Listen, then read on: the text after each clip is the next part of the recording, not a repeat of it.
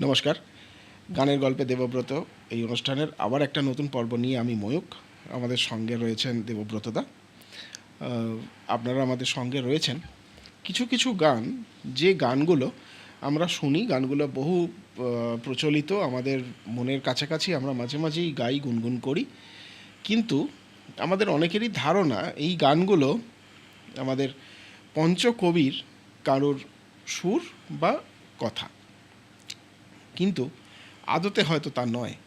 যেমন একটা গান খুব দেখা যায়, ভালো আছি ভালো থেকো, আকাশের ঠিকানায় চিঠি লেখো। এই যে গানটা, আমরা অনেকেই এই ধরনের মন্তব্য করে থাকেন বা অনেকেই মনে করেন যে গানটা পঞ্চকবির কারুর, রবীন্দ্রসঙ্গীত বিশেষত, কিন্তু আদতে তা নয়। গানটি কার বা এরকম আর কি কি গান আছে, এই বিষয়গুলো নিয়েই আমরা আজকের দেবব্রতদার সঙ্গে আলোচনা করব।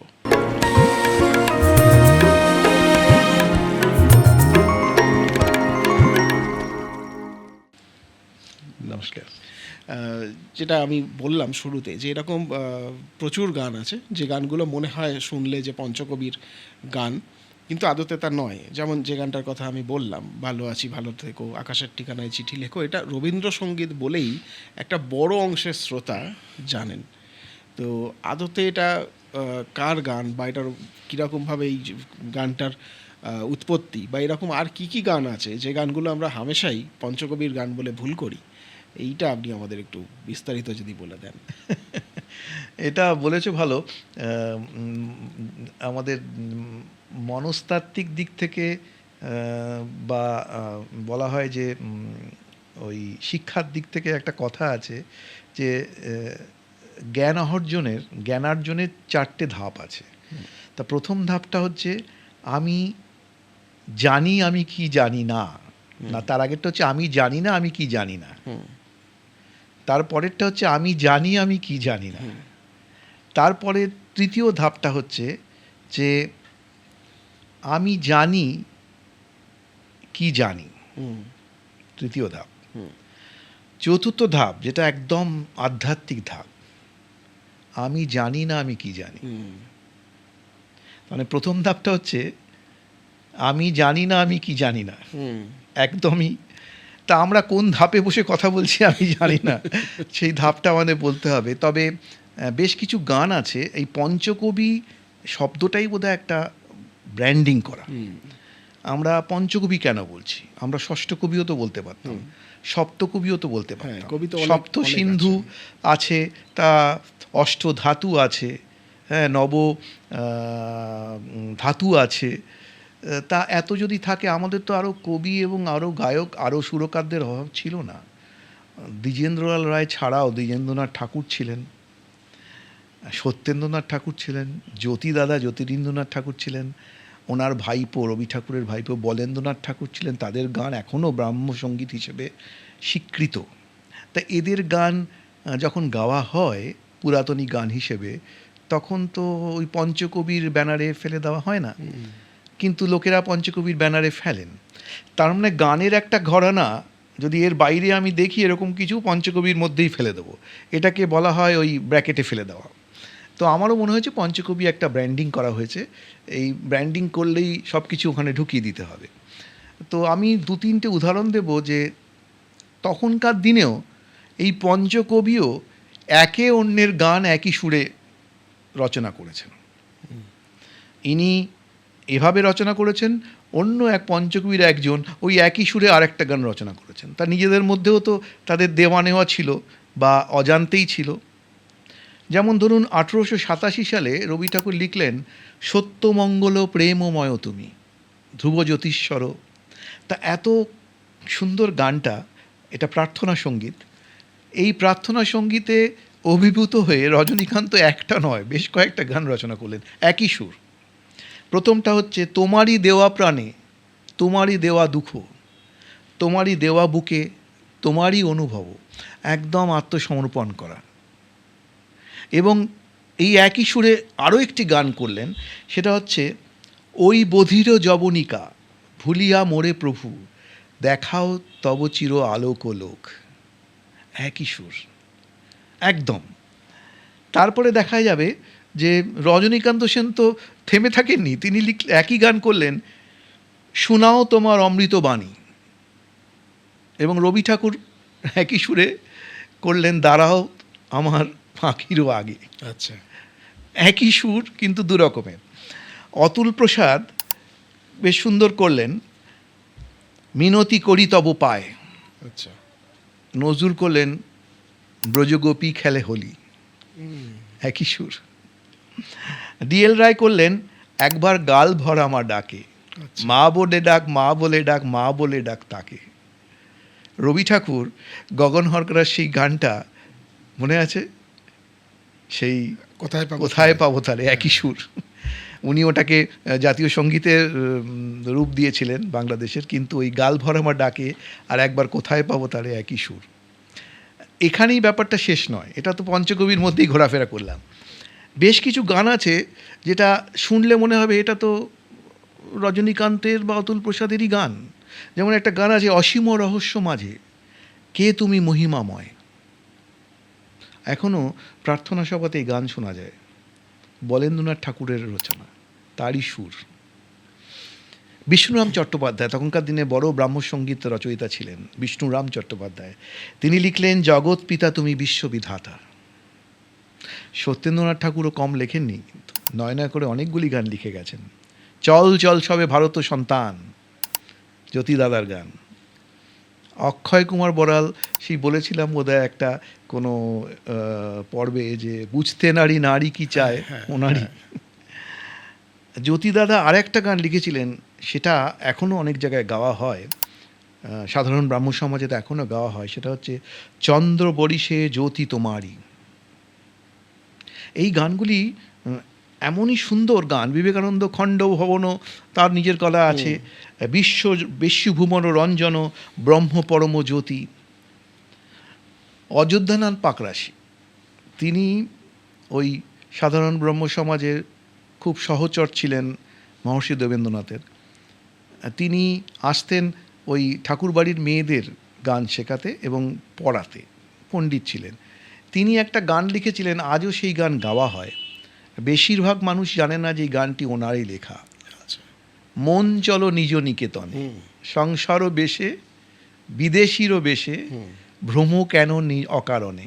এই গানটা খুব সম্ভবত শ্রী রামকৃষ্ণদেবকে শোনাতেন হ্যাঁ। স্বামী বিবেকানন্দ। হ্যাঁ, একদম ঠিক কথা, একদম ঠিক। তারপরে আমি বোধহয় এটাও বলেছি যে তখনকার দিনে বেশ কিছু গান ছিল, লোকেরা ভাবতেন পঞ্চকবির গান। তার মধ্যে ধীরেন্দ্রনাথ চট্টোপাধ্যায়ের একটি গান আছে, আমার হাত ধরে তুমি নিয়ে চলো সখা। এটা তো অনেক জায়গাতে ছুটি সিনেমাতে আমাদের অরুন্ধতী দেবী এটা প্রয়োগ করেছেন। গিরিশ ঘোষের একটা গান, এই গানটা নাটকে ব্যবহার করা হয়েছিল। উনি যে এত বড় গীতিকারও ছিলেন এবং সুরকারও ছিলেন সেটা অনেকেই জানে না। গানটা ছিল জুড়াইতে চাই কোথায় জুড়াই, কোথা হতে আসি কোথায় যাই। খুব বড় গান। আর একটা ছিল, এটা স্বামীজি, দুই স্বামীজি তৈরি করেছিলেন, সেটা হচ্ছে স্বামী পুণ্যার্থানন্দজি আর স্বামী বলভদ্রানন্দজি। এই গানটা তুমি শুনেছ, যে তৃষা লাগিলে তোমারে হারাবো, যে তৃষা লাগিলে তোমারে হারাবো, সে তৃষা আমার জাগিও না।